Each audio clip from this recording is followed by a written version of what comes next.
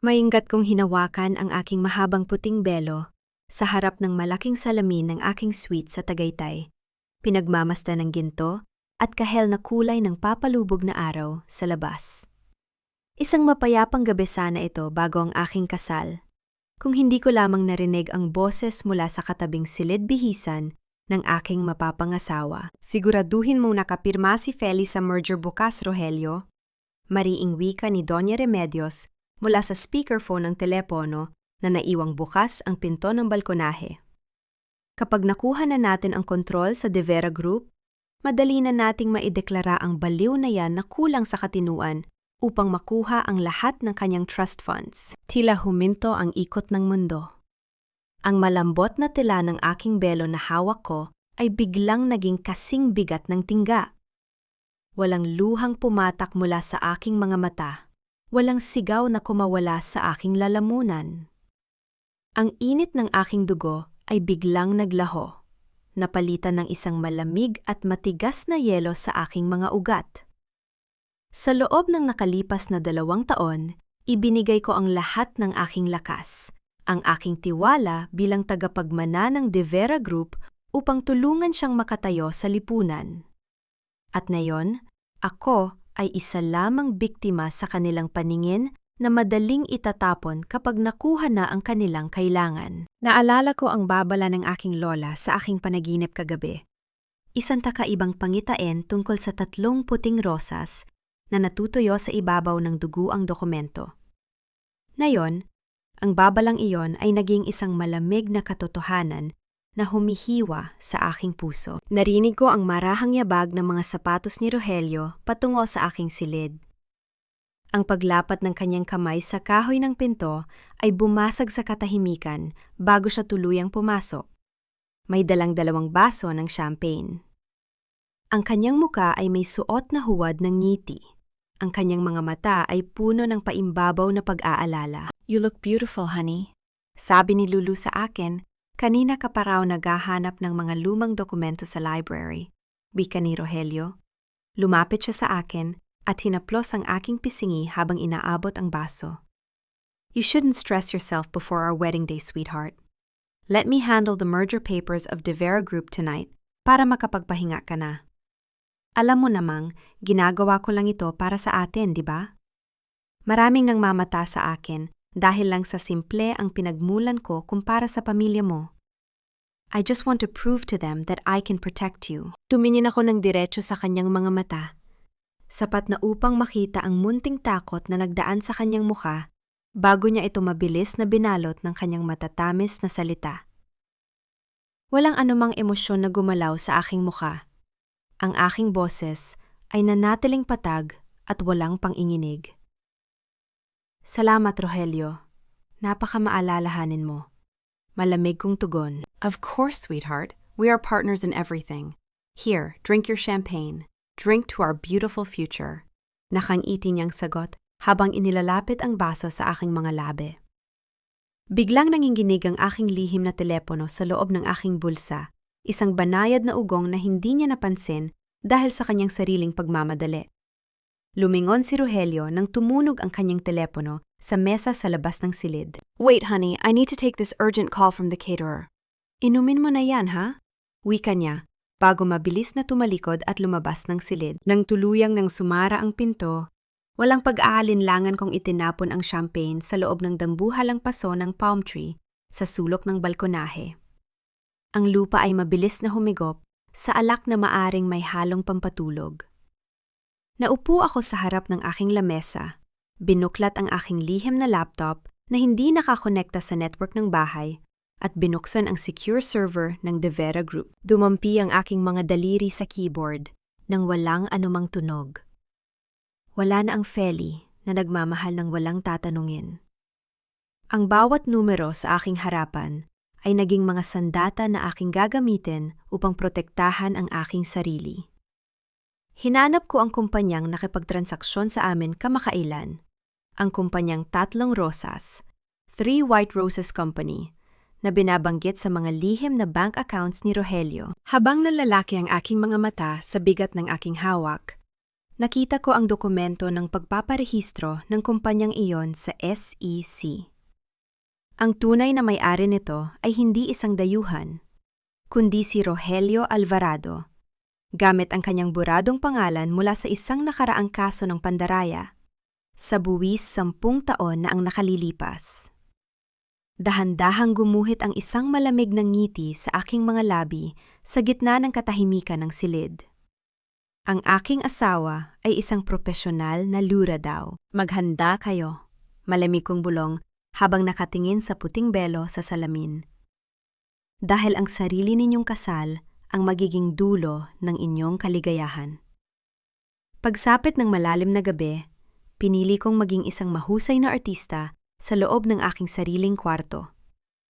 Naupo ako sa gilid ng higaan, pilit na pinatunog ang aking boses ng may kahinaan, at tinawag si Rogelio na katatapos lamang makipag-usap sa kanyang huwad na ina. Tumakbo ako patungo sa kanya at mahigpit siyang niyakap. Isinubsob ko ang aking muha sa kanyang balikat habang nagkunwaring nanginginig sa takot.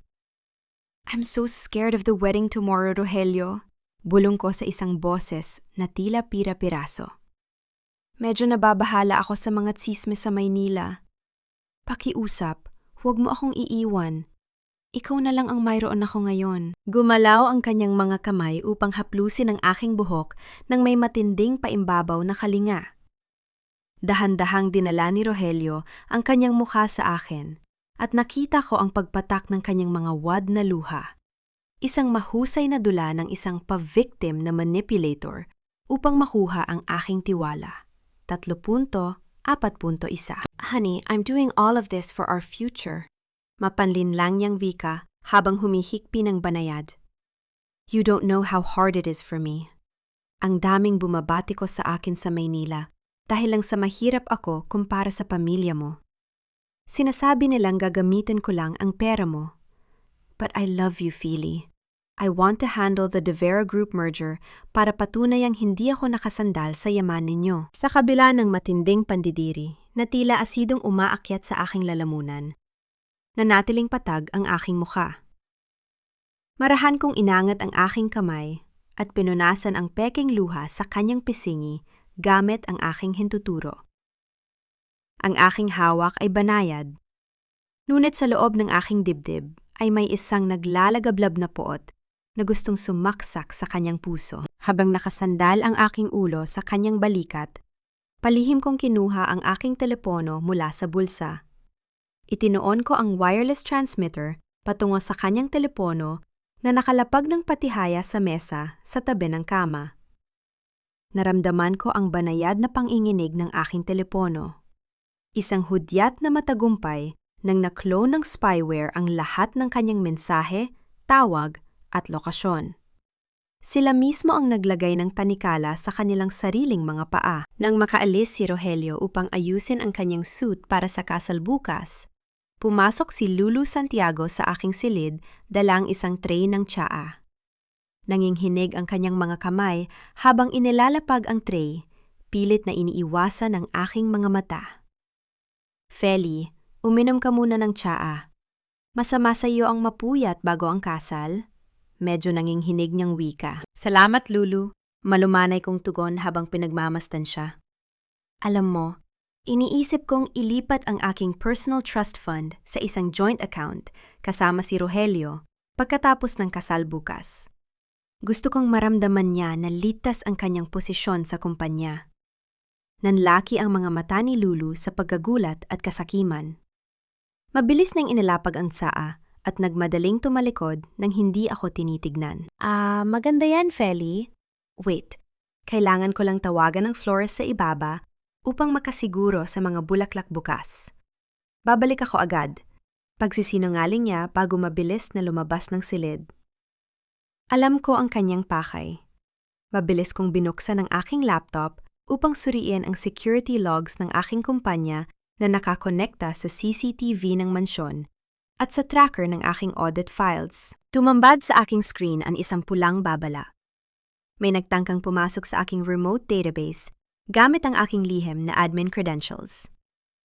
Ang ipinagdataka ko, May nagaganap na mabilis na pagkopya ng aking mga pinakamahahalagang audit files tungkol sa kumpanyang Tatlong Rosas, patungo sa isang hindi kilalang IP address sa labas ng Tagaytay. Tiningnan ko ang screen habang ang bawat dokumento ay dahan-dahang ninanakaw ng hindi kilalang kaaway.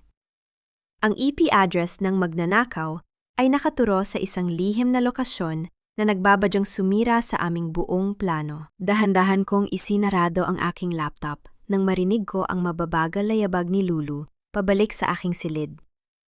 Suot niya ang isang pilit na ngiti, ngunit ang kanyang mga mata ay pinaliligiran ng matinding kaba habang inilalapag ang baso ng tsaa sa aking tabi. Kinuha niya ang maliit na kutsara upang lagyan ng asukal ang aking inumin.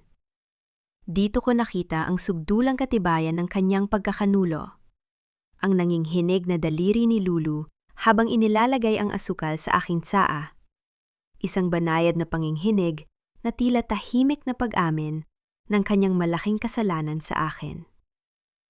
Ang kutsara ay bahaging tumama sa gilid ng baso ng ilang beses dahil sa kanyang nanginghinig na kamay. Ngunit nanatili akong nakatitig sa kanya nang walang anumang emosyon. Lulu, you are my maid of honor. Malumanay kong bika habang hinahawakan ang kanyang nalamigang kamay. Wala akong ibang pinagkakatiwalaan sa kasal na ito, kundi ikaw. Umiwas si Lulu ng tingin, dahan-dahang binawi ang kanyang kamay at pilit na ginaslight ako upang mapabilis ang plano ni Remedios. Feli, Rogelio is a good man. Pagsisinungaling niya. Ang kanyang boses ay may halong pang-ininig. Sabi niya sa akin kanina, he just wants to protect you from your family's pressure. Hindi mo ba nakikita kung paano kanya alagaan? You should sign the trust fund transfer tomorrow pagkatapos ng kasal ninyo. Safe ang kumpanya mo sa kanya. Tinitigan ko ang aking matalik na kaibigan. Ang babaeng tinulungan ko noong malugi ang negosyo ng kanyang pamilya, ang taong itinuring kong kapatid, ay ngayon ay handang magbenta ng aking buhay para lamang sa pera ng pamilya Alvarado. Ang sakit ng pagkakanulong ito ay mabilis na naging yelo sa aking mga ugat. Tumayo ako at mahigpit siyang yakap. Isinubsob ko ang aking mukha sa kanyang balikat upang hindi niya makita ang aking mukha. Salamat, Lulu. Napakabuti mong kaibigan, bulong ko. Habang nakayakap sa kanya, ang aking mukha ay nanatiling patag at walang panginginig. Isang malamig at mapang-aping ngiti ng tagumpay ang dahan-dahang gumuhit sa aking mga labi sa dilim. Sila ay dahan-dahang naglalakad patungo sa aking bitag nang may ngiti sa kanilang mga labi. Binitawan ko ang yakap at naglakad patungo sa aking vanity table. Kinuha ko ang isang gintong folder na naglalaman ng mga pekeng bank codes at bank routing numbers ng aking kumpanya na sadyang inihanda ko para sa gabing ito. Inilapag ko ito sa ibabaw ng mesa sa harap niya. Lulu, liliban muna ako sa banyo upang maghugas ng muka. Pakibantayan muna ang folder na ito. It contains my private offshore bank credentials na ililipat ko kay Rogelio bukas. Malamig kong wika bago dahan-dahang tumalikod at lumabas ng silid. Pumasok ako sa banyo at mabilis na inilabas ang aking lihim na telepono. Binuksan ko ang app na nakakonekta sa isang napakaliit na kamera na palihim kong ipinalagay sa gilid ng salamin ng vanity table. Sa maliit na screen, tumambad sa akin ang aking kaibigan. Lumingon si Lulu sa paligid upang tiyaking wala ako at mabilis na binuksan ang gintong folder. Inilabas niya ang kanyang telepono at sunod-sunod na kinuha ang mga larawan ng mga peking bank codes sa loob ng dokumento upang ipadala sa isang hindi kilalang numero. Pinanuuod ko siya mula sa screen ng aking telepono habang ang aking puso ay nanatiling kasing lamig ng bakal. Ang mga peking bank codes na yon ang magiging dulo ng kanilang kaligayahan bukas ng umaga. Ang laro ay nagsimula na at sila mismo ang humila sa tali ng kanilang sariling bitayan. Iniluwa ako ng malamig na dilim ng gabi sa labas ng makasaysayang kapilyang bato sa Tagaytay.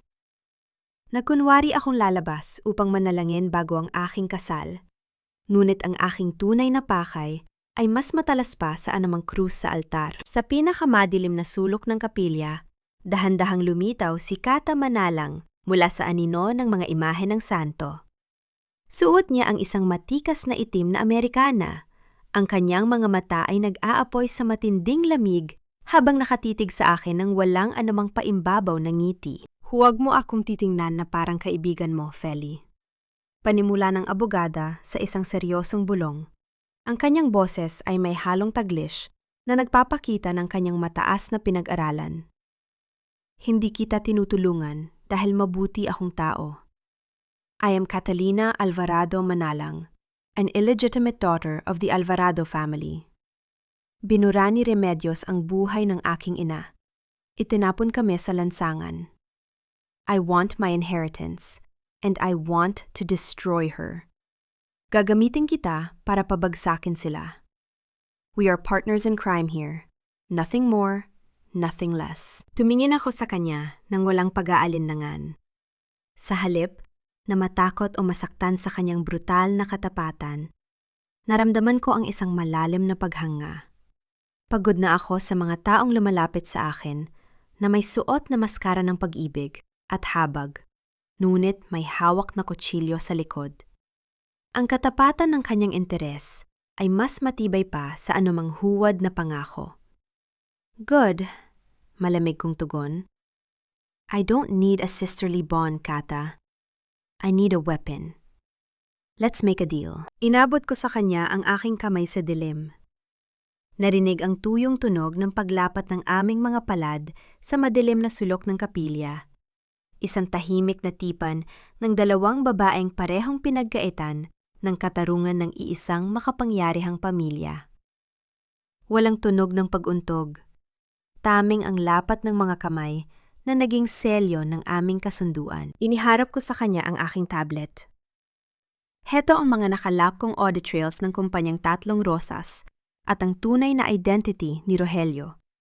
He is a professional conman. Mabilis na binasa ni Kata ang dokumento sa ilalim ng liwanag ng screen.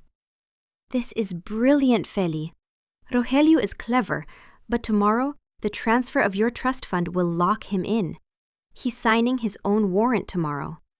But we need a final witness to destroy Remedios' moral mask. At may nahanap akong lihim tungkol sa kanila. Dahan-dahang inilapit ni Chata ang kanyang mukha sa akin.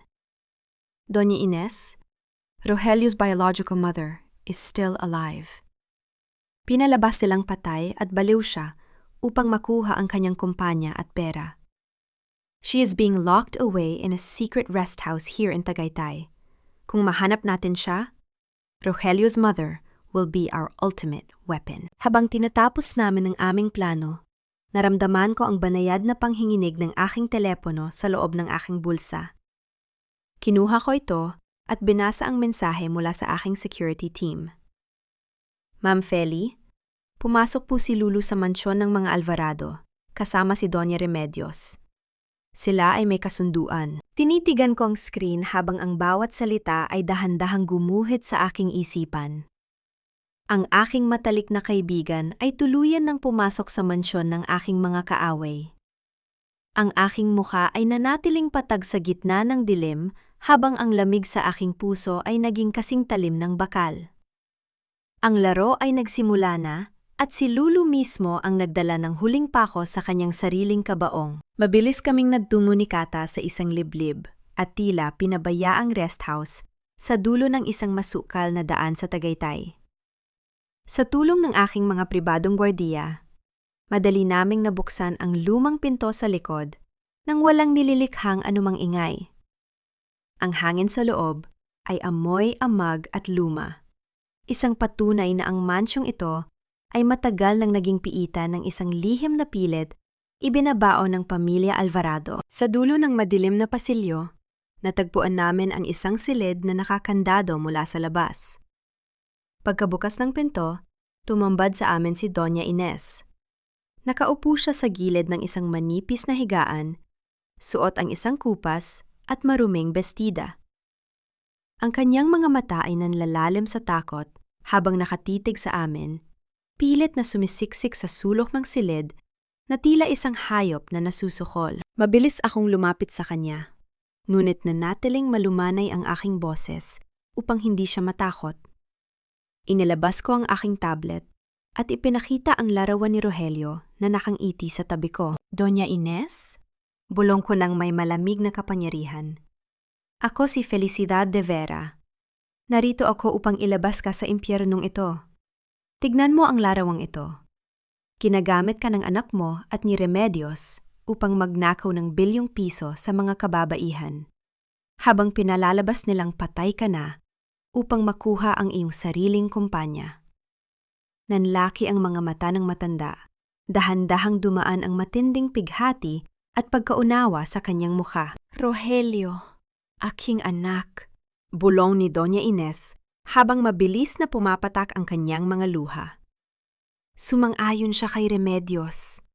Sinabi sa kanya na ang pagkawala ko ay kailangan upang isalba ang pangalan ng pamilya mula sa bangko. Minahal ko siya, ngunit hinayaan niya akong mabulok sa silid na ito. Dito ko naramdaman ang sukdulang sakit ng isang inang pinagtaksilan ng sariling dugo. Ang marahang paghawak na magaspang at nanginghinig na kamay ni Doña Ines sa aking pisngi ay naging parang isang malamig na haplos ng katarungan. Ang kanyang pagmamakaawa ay nagbigay sa akin ng matinding lakas. Salamat, Hiha. Salamat sa pagliligtas sa akin mula sa dilim. Nanginghinig niyang pasasalamat. We need to go. Fast. Seryosong babala ni Kata habang nakatingin sa labas ng bintana. Inakay namin si Doña Ines palabas ng silid. Ngunit bago pa man kami makalapit sa kotse ni Mang Nestor sa likod bahay, isang matalim na liwanag mula sa malalaking sasakyan ang walang awang bumiyak sa kadiliman ng kakahuyan. 3 itim na SUV ang mabilis na huminto sa harap ng daanan, humaharang sa aming pagtakas.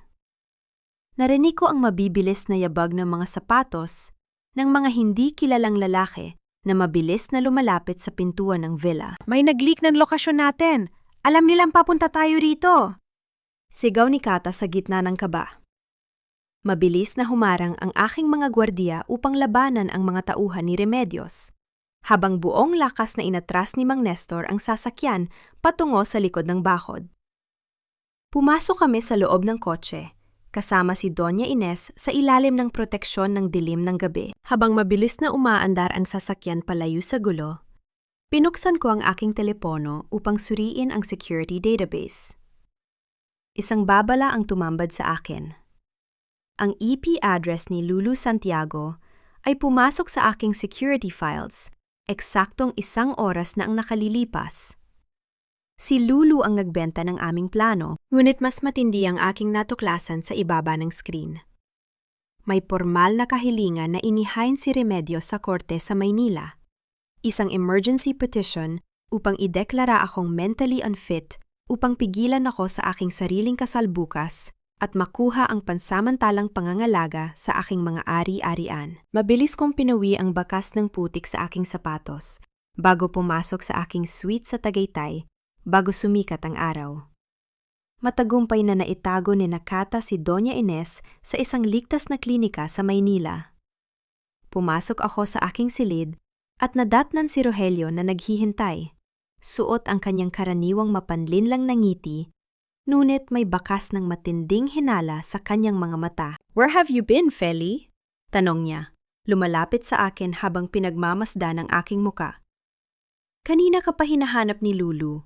Sabi niya ay umalis ka raw nang walang kasama."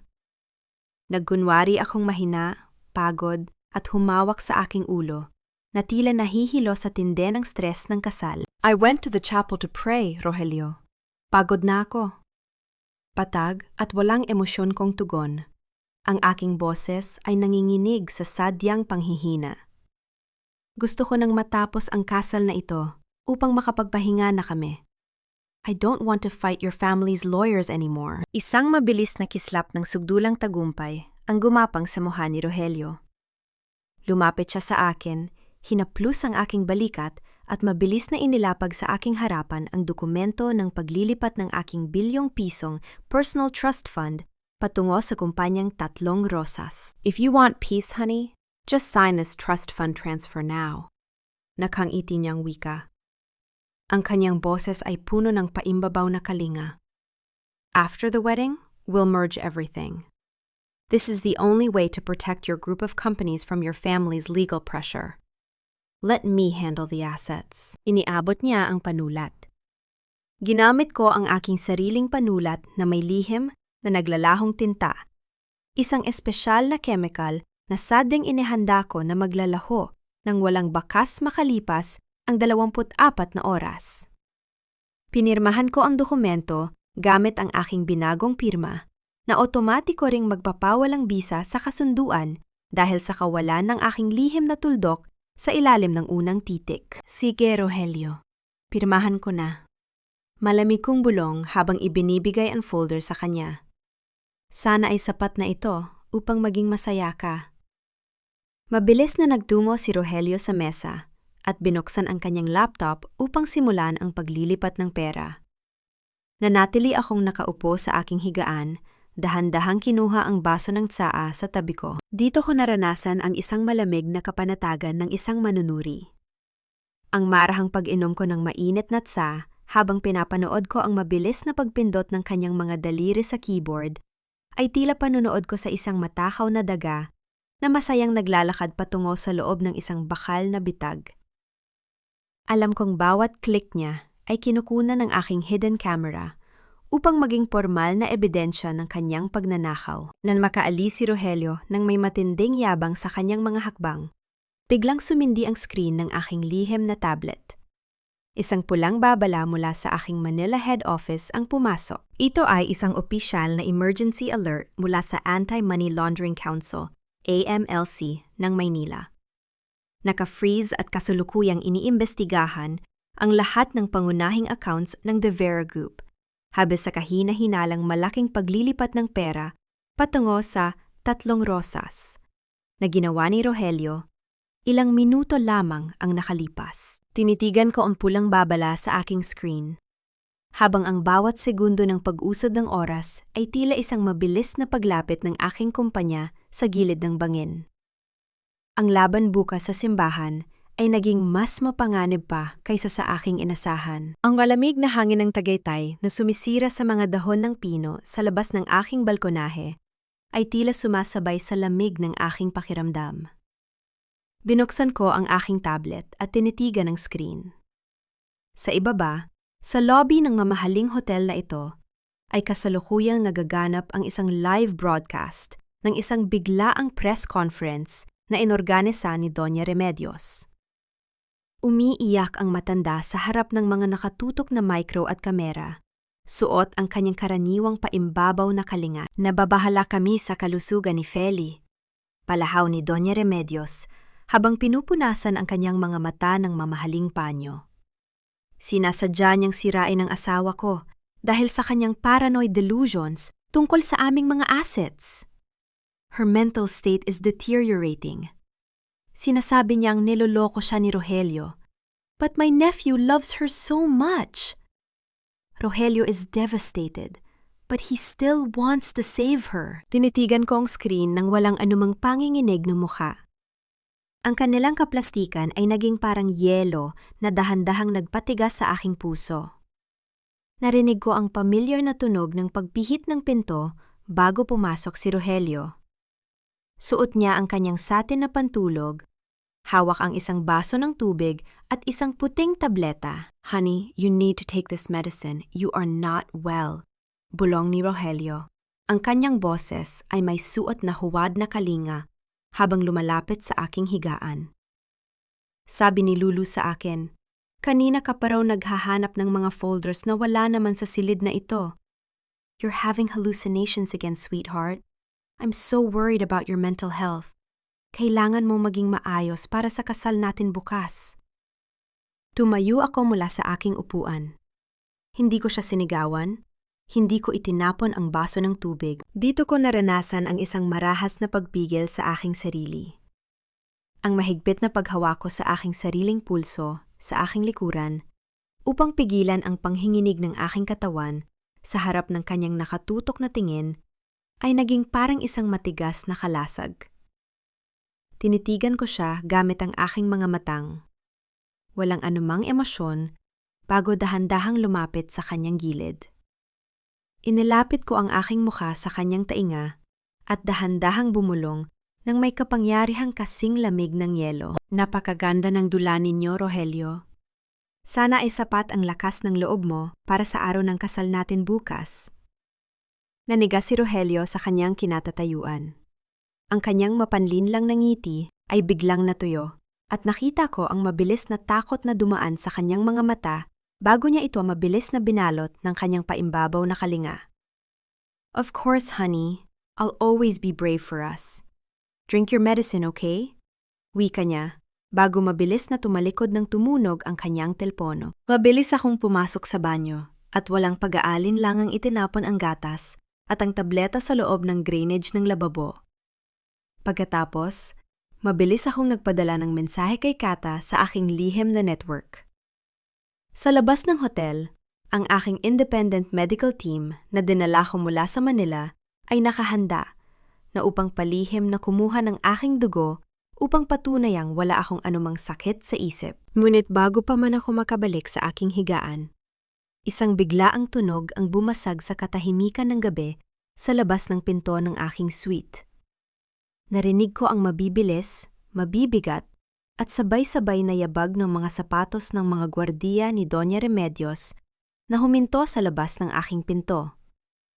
Narinig ko ang tuyong lagutok ng pinto na dahan-dahang umiikot at isinarang mahigpit mula sa labas.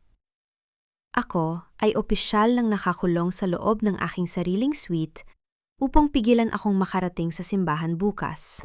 Naupo ako sa gitna ng dilim, pinakikinggan ang dahan-dahang pag-usad ng oras patungo sa madaling araw. Narinig ko ang mahinang pagpihit ng susi sa labas ng aking pinto. Si Lulu. Ipinadala siya ni Remedios upang suriin kung nagtatrabaho na ang pampatulog sa aking katawan at kung mahimbing na ba akong natutulog. Dahan-dahan siyang lumusot sa loob ng silid, may hawak na maliit na flashlight. Nang lumapit siya sa aking higaan, sinadya kong basagin ang katahimikan gamit ang aking patag at malamig na boses. Gising pa ako, Lulu! Mabilis na napaatras si Lulu sa tindi ng gulat, dahilan upang malaglag ang hawak niyang flashlight sa sahig. Bago pa man siya makasigaw o makatakbo patungo sa pinto, mabilis akong tumayo, isinarado ang internal deadbolt at binuksan ang maliit na lampara sa aking tabi. Ipinakita ko sa kanya ang screen ng aking tablet, kung saan malinaw na nakarecord ang kanyang pagkuha ng larawan sa aking mga lihim na bank codes kanina nang hina ang kanyang mga binti hanggang sa tuluyan siyang mapaluhod sa aking harapan. Umiyak siya ng marahas. Nanginginig ang buong katawan sa tindi ng kahihiyan at takot. Patawarin mo ako, Feli, palahaw niya. Ginagamit ang aming pinagsamahan mula pagkabata upang kaawaan ko siya. Tinakot ako ni Remedios tungkol sa utang ko. Sila ang lihim na may-ari ng underground casino sa Maynila kung saan ako nalugi ng milyong piso. Sabi nila, ipapapatay nila ang asawa ko at ipapahiya ang pamilya ko kung hindi ko susundin ang mga utos nila na kumuha ng impormasyon sa'yo. Patawarin mo ako, Feli. Initigan ko ang aking matalik na kaibigan. Walang bakas ng habag sa aking mga mata. Pagod na ako sa mga taong gumagamit ng kanilang kahinaan upang pagtakpan ang kanilang katrayduran. Hindi kita papatawarin ng libre, Lulu. Malamig kong pananalita habang inilalapag sa kanyang harapan ang isang formal na affidavit ng pag-amin. Pirmahan mo ang kasunduang ito ng pag-amin sa batas. Ikaw ang magiging saksi laban kina Remedios bukas sa simbahan. Kung hindi mo ito gagawin, sisiguraduhin kong bukas na bukas din ay mabulok ka sa bilangguan kasama nila. Walang nagawa si Lulu, kundi tanggapin ang panulat ng may nanginghinig na kamay. Narinig ko ang tuyong tunog ng paglapat ng panulat ni Lulu sa kanyang opisyal na affidavit, habang ang bawat titik na kanyang isinusulat ay nababasa ng kanyang mga luha ng pagsisisi. Isang tahimik na paghatol ng batas na ginawa ko ng walang anumang emosyon. Walang toxic na patawad sa pagitan namin. Yumigdig ang aking lihim na telepono. Sinagot ko ito at narinig ang boses ni Kata. Feli, ligtas si Doña Ines. Hawak na namin ang kanyang formal na testimonya. Ang mga federal na pulis ay nakahanda na sa labas ng simbahan bukas upang arestuhin sina Rogelio. Mabuti, sagot ko habang pinagmamasdan ang aking mahabang puting belo na nakasabit sa closet. Ngunit bago ko pa maibaba ang telepono, nagpadala ng isang alerto ang aking security team. May ipinadalang formal na kahilingan si Doña Remedios sa Bishop ng Tagaytay, na may pirma ng kanilang bayrang psychiatrist, na nagpapatunay na ako ay kasalukuyang nakakaranas ng malubhang psychosis at humihiling na isagawa ang kasal sa ilalim ng mga saradong pinto ng simbahan nang walang media o mga bisita, habang si Rogelio ang tatayong pansamantalang tagapangalaga ng aking kasunduan. Tinitigan ko ang formal na sulat sa aking screen, habang ang lamig sa aking puso ay naging kasing talim ng espada. Kung aaprubahan ito ng simbahan bukas na umaga, ako ay ikukulong sa loob ng altar nang walang sinumang saksi upang ilantad ang kanilang krimen. Sa tulong ng mabilis na pagkilos ni Kata, na nagdala ng aking malinis na medical na pagsusuri mula sa Manila, ibinasura ng obispo ng Tagaytay ang paimbabaw na kahilingan ni Doña Remedios na isara ang simbahan. Ang malaking pintuang kahoy na makasaysayang kapilya ay nanatiling bukas, at ang loob nito ay napuno ng daan-daang bisita mula sa alta sosyedad at mga nagbabadyang reporter na may hawak na mga kamera. Humakbang ako sa mahabang pasilyo ng simbahan. Suot ang aking marangyang puting belo na dahan-dahang sumasayad sa pulang alpombra. Sa labas, ang sikat ng araw ay maliwanag, ngunit sa loob ko ay may isang naglalagablab na lamig na handang sumira sa kanilang buong imperyo. Mukha akong isang perpekto at masayang may bahay, ngunit ang bawat hakbang ko ay may kasamang matalas na paninindigan. Nakatayo si Rogelio sa altar. Suot ang kanyang pinakagwapong ngiti ng tagumpay. Akala niya ay nakuha na niya ang De Vera Group. Sa unang bangko, nakaupo si Doña Remedios na may suot na mukha ng isang banal na ina. Nakatitig sa akin ng may lihim na kasakiman. Nang makarating ako sa altar, sinimula ng paring Tagaytay ang banal na seremonya. Lumipas ang ilang minuto hanggang sa dumating ang pinakahihintay na tanong ng kasal. Felicidad de Vera. Tinatanggap mo ba si Rogelio Alvarado bilang iyong asawa sa hirap at ginhawa hanggang sa wakas ng iyong buhay? Malamig na tanong ng pare sa gitna ng katahimikan ng simbahan. Tumingin ako ng diretso sa mukha ni Rogelio. Dahan-dahan kong hinila ang aking puting belo upang ilantad ang aking mukha sa harap ng buong madla. Walang bakas ng luha o kaba sa aking mga mata, kundi isang malamig, patag, at mapang-aping ngiti ng tagumpay na nagpabura sa ngiti ni Rogelio. Hinablot ko ang mikropono mula sa altar at dinala ang aking boses na umalingaw-ngaw sa buong simbahan. Hindi! Nanigas si Rogelio. Ang pari ay napatigil sa gulat. Bago pa man sila makapagsalita, nagbigay ako ng hudyat sa aking mga tauhan sa likod ng simbahan. Biglang sumindi ang dambuhalang projector screen sa ibabaw ng altar na sadyang inihanda para sa aming kasal. Ngunit sa halip na video ng aming pagmamahalan, tumambad sa screen ang mukha ni Doña Ines habang umiiyak. Iniligtas ako ni Feli. Ang aking sariling anak na si Rogelio at si Remedios Alvarado ang nagkulong sa akin upang nakawin ang aking yaman. Kasunod nito, ipinalabas ang mga bank logs na nagpapakita ng mabilis na paglilipat ni Rogelio ng bilyong piso patungo sa kumpanyang Tatlong Rosas. Ilang oras lamang ang nakalipas. Isang dambuhalang ugong ng pagkagulat at galit mula sa daan-daang bisita ang yumanig sa buong simbahan. Ang mabilis at sunod-sunod na kislap ng mga ilaw mula sa mga kamera ng mga reporter ay mabilis na humarap kay Rogelio na tila isang estatwa ng yelo na nawalan ng kulay. Nawalan ng kontrol si Doña Remedios. Tumayo siya mula sa kanyang upuan, nanginginig ang buong katawan habang sumisigaw sa mga gwardiya sa simbahan upang isalba ang kanilang huling alas. Hulihin ninyo siya! May psychiatric records kami na nagpapatunay na nababaliw na siya. Huwag kayong maniniwala sa kanya. Sinasadya niyang sirain ang pamilya ko. Palahaw ng matanda habang itinuturo ako ng kanyang nanginginig na daliri. Hindi nagkaroon ng pagkakataon ang mga gwardiya ni Remedios na humakbang patungo sa akin. Bago pa man sila makagalaw, dahan-dahang bumukas ng buo ang malalaking pintuang kahoy ng simbahan. Pumasok si Doña Ines sa gitna ng pasilyo, katabi si Kata Manalang at pinaliligiran ng mga federal na ahente ng pulisya. Ang mga bulong ng nagulat na karamihan ay mabilis na naputol nang huminto ang matanda sa tapat ng unang bangko. Tinitigan niya si Rogelio sa altar. Ang kanyang mga mata ay puno ng luha at matinding pighati ng isang inang pinagtaksilan ng sariling dugo. Rogelio, aking anak, dinala ng mikropono ang nanginginig ngunit matatag na boses ni Doña Ines sa buong simbahan. Ikaw at si Remedios ang nagkulong sa akin sa dilim upang nakawin ang aking buhay. Patawarin mo ako, ngunit kailangan mo nang magbayad na yon. Nagsisinungaling ang matandang yan! Baliw siya! Sigaw ni Remedios, ngunit bago pa man niya matapos ang kanyang mga sinasabi, 3 kababaihan ang dahan-dahang tumayo mula sa karamihan ng mga bisita sa likod. Sila ang mga nakaraang biktima ni Rogelio, kabilang si Marisol, na lihim kong tinulungan upang makalabas sa klinika.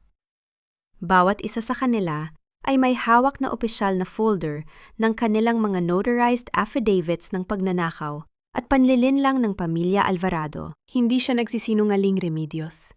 Matatag na pahayag ni Marisol. Itinataas ang kanyang folder. I am Marisol. Niloko ninyo ako, pinakain ng lason, at pinalabas na baliw upang makuha ang aking pamilya at kumpanya. Heto ang mga katibayan ng inyong krimen. Nawala ng kontrol si Doña Remedios. Ang kanyang maranyang lace na belo ay napunit ng marahas habang sumisigaw ng mga malulutong na mura sa mga pulis. Ganap na nawala ang kanyang paimbabaw na katinuan. Si Rogelio naman ay napaatras sa gilid ng altar, nang inginig ang buong katawan habang ang kanyang mukha ng isang masunuring asawa ay tuluyan ng napunit, inilalantad ang anyo ng isang takot na hayop. Mabilis na umakyat ang mga federal na pulis sa altar. Dito ko naranasan ang sukdulang katatagan ng katarungan. Narinig ko ang tuyong paglapat ng bakal ng posa sa pulso ni Rogelio habang nakatitig siya sa aking mga matang walang anumang emosyon. Walang pang-inginig sa aking katawan, tanging ang lamig ng isang manunuri na nakakakita sa huling dulo ng kanyang pinal na transaksyon. 3.1.2. Hinaladkad sila ng mga pulis palabas ng simbahan sa harap ng mga reporter. Ngunit bago pa man makalabas si Rogelio sa pinto ng simbahan, bigla siyang lumingon sa akin at sumigaw ng may sugdulang galit. Feli, hinding-hindi ka magiging masaya. Sinuportahan mo man sila, mamamatay kang mag-isa nang walang nagmamahal sa'yo. You will die alone. Ang kanyang sumpa ay umalingaw-ngaw sa bawat sulok ng makasaysayang kapilya. Bumasag sa huling pag-asa ng aming nakaraan. Ngunit hindi ako natakot. Tiningnan ko lang ang kanyang pag-alis ng may malamig na ngiti. Mabilis na lumipas ang magdamag nang bumalik ako sa aking opisina sa Manila. Umupo ako sa likod ng aking dambuhalang lamesa na gawa sa mahogani. Pinagmamasdan ang bawat dokumento na mabilis kong nilagdaan upang isara ang kabanata ng aking nakaraan. Pumasok si Kata Manalang. Inilapag ko sa kanyang harapan ang isang tseke para sa kanyang opisyal na bayad bilang aking abogada. This is your payment, Kata. You did your job well, patag kong wika. Ang aking boses ay walang panginginig.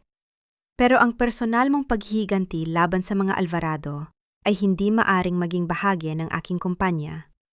We are done here. Salamat sa tulong mo. Tinitigan ni Kata ang tseke. Dahan-dahang tumango nang may matinding respeto. Alam niyang seryoso ako at walang puwang ang emosyon sa aking mga desisyon. Kinuha niya ang papel at tahimik na lumabas ng aking silid nang walang anumang dula. Sumunod na pumasok ang hatol ng korte para kay Lulu Santiago. Sa kabila ng kanyang gabi-gabing pag-iyak sa akin sa telepono upang iurong ang kaso, nanatili akong matatag. No toxic forgiveness. 5.1.1.2.1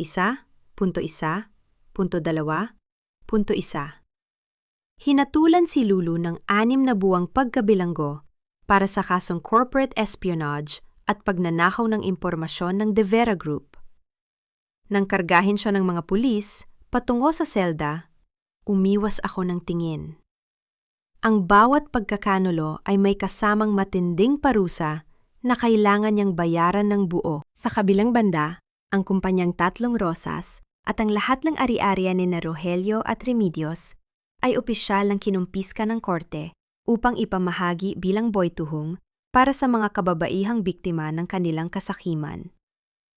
Si Doña Ines naman ay dinala ko sa isang marangya, ligtas at payapang nursing home sa Tagaytay sa tulong ng aking sarimen pondo. Doon, dahan-dahan niyang nakikita ang sikat ng araw nang walang anumang takot sa kanyang mga labi. Kinahapunan, nagtungo ako sa sapa sa likod ng aking harden sa Tagaytay. Hinubad ko ang aking mamahaling singsing ng kasal na may dambuhalang diamante. Dito ko naranasan ang isang malamig na kapayapaan. Ang marahang paghimas ko sa aking daliri na wala ng suot na singsing ay nagbigay sa akin ng pakiramdam ng tunay at malinis na kalayaan. Walang bakas ng walang bakas ng dumi ng kanilang pagmamahal. Itinapon ko ang singsing sa gitna ng sapa. Narinig ko ang mahinang paglapat ng ginto sa ibabaw ng malalim na tubig bago ito tuluyang lumubog at naglaho sa ilalim ng madilim na ilog nang walang anumang panghihinayang. Pagbalik ko sa aking opisina sa Manila, may isang bagay na pumukaw sa aking pansin. Sa ibabaw ng aking lamesa, nakalapag ang isang plain white envelope. Ayon sa aking sekretarya, ang sobrang ito ay palihim na iniwan ng abogado ni Doña Remedios bago siya tuluyang ipasok sa bilangguan ng Maynila. Ito ay naglalaman ng huling lihim ng 3 puting rosas. Nakatayo ako sa harap ng dambuhala at makabagong salaming gusali ng kalasag ng rosas sa Maynila, ang pundasyon na aking itinatag upang magbigay ng premarital financial screening, legal safety counseling, at pagsusuring pananalapi para sa mga kababaihan bago sila pumasok sa kasunduan ng kasal. Ang aking kumpanya, ang De Vera Group, ay mas lalong lumakas at lumago nang may matatag na danggal. Sinalubong ko si Kata Manalang sa balkonahe ng opisina. Hawak niya ang kanyang tablet, nakangiting binabasa ang mga ulat ng tagumpay ng aming mga tinutulungang kababaihan na dating biktima ng panlilinlang. Inilabas ko mula sa aking bulsa ang puting sobre na iniwan ni Doña Remedios 1 taon na ang nakalilipas. Hindi ko ito kailanman binuksan. Walang halaga sa akin kung anong pagsisisi, paimbabaw na kalinga o manipulatibong dahilan ang nakasulat sa loob nito. Walang alinlangan ko itong inilagay sa ibabaw ng maliit na mangkok ng luwad kung saan dahan-dahang kinain ng init at marahang liyab ng apoy ang puting papel, hanggang sa tuluyan itong maging abo na nilipad ng hangin ng walang bakas. Tinanong ako kung pinatawad ko na ba sila. 5.3.2.8 Ngumiti ako ng bahagya habang pinapanood ang abo na naglalaho. Ang tunay na pagpapatawad ay hindi ang pagtanggap sa kanilang karumihan, kundi ang tuluyang paglimot sa kanilang presensya sa aking buhay. Ang aking kapayapaan ay hindi nakasalalay sa kanilang paghingi ng tawad o pagsisisi.